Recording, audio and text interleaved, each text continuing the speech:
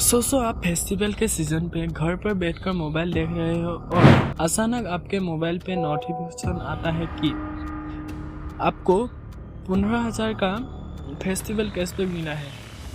आप एक्साइटेड होके नोटिफिकेशन खोलते हैं और आप देखते हैं कि एक क्यूआर कोड के साथ इंस्ट्रक्शन लिखा आता है कि क्यूआर कोड स्कैन करके यूपीआई पिन डालते ही आपके अकाउंट पे पैसा आ जाएगा।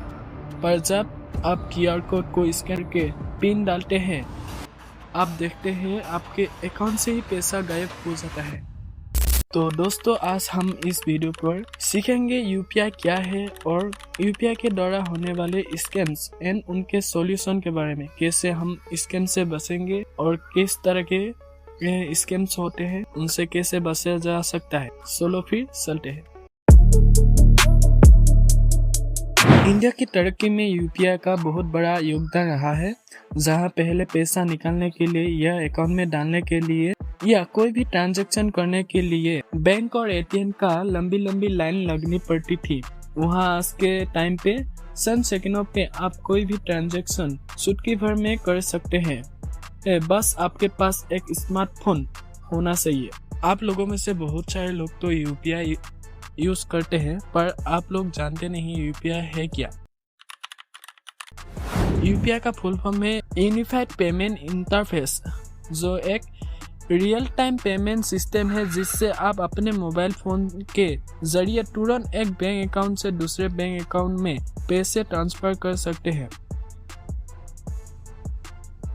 यूपीआई को NPCI national payment corporation of India ने बनाया है।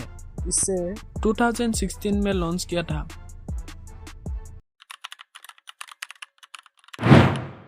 अब आते हैं स्कैम के केसेस पे। वैसे तो इंटरनेट पर बहुत सारे स्कैम्स हैं जो यूपीआई में फ्रॉड हुए हैं, बट मैं ऐसे कुछ कॉमन केसेस पर बातचीत करूंगा जो अक्सर लोगों के साथ हुआ है और आप लोगों के साथ भी ना हो, इसका भी ध्यान रखूंगा और कैसे क्या करना है मैं बताते जाऊंगा। आप लोग पूरा वीडियो एंड तक देखिए और इस चैनल को लाइक सब्सक्राइब कर देना गाइस, और साथ में बेल आइकन भी प्रेस कर देना। बेंगलुरु में एक आदमी ने अपना पुराना सोफा ओएलएक्स पर सेल करने के लिए डाला। एक बायर के साथ डील फिक्स भी हो गया। बायर ने पैसे देने के टाइम पर आदमी को बोला, मैं एडवांस भेज रहा हूँ, आप जीपे पर रिक्वेस्ट एक्सेप्ट कर लो। आदमी ने बिना ध्यान दिए ये कॉलेक्ट रिक्वेस्ट पर क्लिक करके और अपना यूपीआई पिन एंटर कर दिया और फिर उनके अकाउंट से 50,000 का पैसा गायब हो गया। तो इस तरह के स्कैम से बचने के लिए हमेशा एक बात याद रखनी है, कभी भी कोई भी यूपीआई ऐप से कोई भी रिक्वेस्ट कभी भी एक्सेप्ट मत करना। और साथ में यह बात भी ध्यान में रखना कि कभी भी पैसे रिसीव करने के लिए यूपीआई पिन डालने की कोई जरूरत नहीं होती।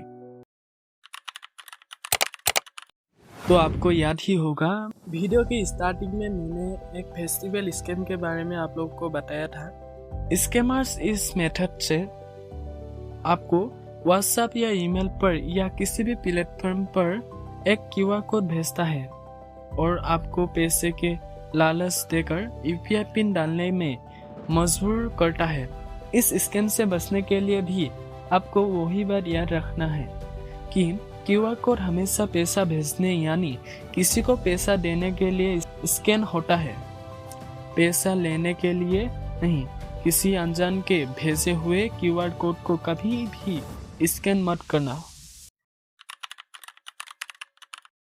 मुंबई का एक सीनियर सिटीजन का यूपीआई ट्रांजैक्शन फेल हो गया था। उन्होंने गूगल पर बैंक का कस्टमर केयर नंबर सर्च किया, जो कि एक फेक स्पूफ नंबर था। फेक एग्जीक्यूटिव ने उनसे बात की और बोला, सर, इशू सॉल्व करने के लिए एनीडेक्स ऐप डाउनलोड कीजिए, जो एक स्क्रीन शेयर ऐप है, और कहा मुझे 9 डिजिट कोड बताइए। जैसे ही उन्होंने कोड बताया, स्कैमर ने उनके फोन का फुल एक्सेस ले लिया। स्कैमर ने उनकी स्क्रीन पर यूपीआई पिन और ओटीपी देकर बैंक अकाउंट से 4 लाख से भी ज़्यादा ट्रांसफ़र कर लिया। तो इस तरह के स्कैम से बचने के लिए आपको एक बात हमेशा याद रखना है, बैंक या किसी भी कंपनी का कस्टमर केयर कभी भी आपको स्क्रीन शेयर ऐप डाउनलोड करने को नहीं कहेगा। किसी के कहने पर ऐसी ऐप्स इंस्टॉल ना करें। ऑफिशियल नंबर हमेशा बैंक की ऑफिशियल वेबसाइट से ही लें। सोचो कि आपको एक पार्ट टाइम जॉब के लिए ऑनलाइन अप्लाई किया और आपको वो जॉब मिल भी जाता है। अब HR कॉल में बताता है रजिस्ट्रेशन प्रोसेस कंप्लीट करने के लिए 10 रुपीज़ का लास्ट टेस्ट ट्रांजैक्शन करना होगा, मैं लिंक भेज रहा हूँ। ऐसा बोल के उन्होंने लिंक भेजा और आपने उस लिंक को क्लिक करके 10 रुपीज़ का ट्रांजैक्शन कंप्लीट कर लेते हैं। अब 1 महीने बाद आपको पता चलता है कि आपके अकाउंट से हजारों में पैसे ऑटोमेटिक कटने लग रहे हैं। असल में HR ने जो लिंक दिया था वो लिंक नॉर्मल पेमेंट का नहीं बल्कि UPI ऑटोमो मैंडेट का था, जो 1 महीने या तय समय पे आपके अकाउंट से पैसा काटते रहते हैं, जो UPI का एक पेमेंट मेथड है। इससे बचने के लिए कभी भी रिक्वेस्ट को अप्रूव करने से पहले ध्यान से पढ़े वो वन टाइम पेमेंट है या ऑटो पे। अपने UPI ऐप के सेटिंग्स में जाकर ऑटो पे सेक्शन चेक करते रहे। इस मेथड से स्कैमर्स आपको SMS भेजता है और SMS में लिखा होता है आपका सिम कार्ड ब्लॉक होने वाला है, KYC अपडेट करने के लिए इस लिंक पर क्लिक करें। जैसे ही आप लिंक पर क्लिक करते हैं या उन्हें अपनी डिटेल्स देते हैं, वो आपके नाम पर एक डुप्लीकेट सिम कार्ड निकलवा लेता है। इसके बाद सारे UPI OTP उनके पास जाने लगता है। फिर UPI पिन वगैरह OTP लेके आपके साथ स्कैम्स करते हैं।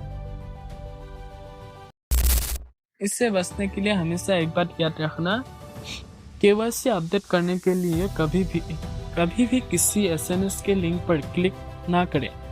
अगर आपके सिम का सिग्नल अचानक चला जाए और लंबे समय तक ना आए तो तुरंत अपने टेलीकॉम ऑपरेटर से कांटेक्ट करें। अगर ये सब जानने के बाद भी आपको फ्रॉड हो जाता है तो एक इमरजेंसी हेल्पलाइन नंबर है। जैसे ही फ्रॉड हो 2 से 3 घंटे के अंदर 1930 साइबर क्राइम हेल्पलाइन पर कॉल करके रिपोर्ट करें और अपने बैंक को कॉल करके अपना अकाउंट और UPI सर्विस तुरंत फ्रीज करवाएं और स्क्रीन पे देखा हुआ वेबसाइट पर भी आप रिपोर्ट कर सकते हैं।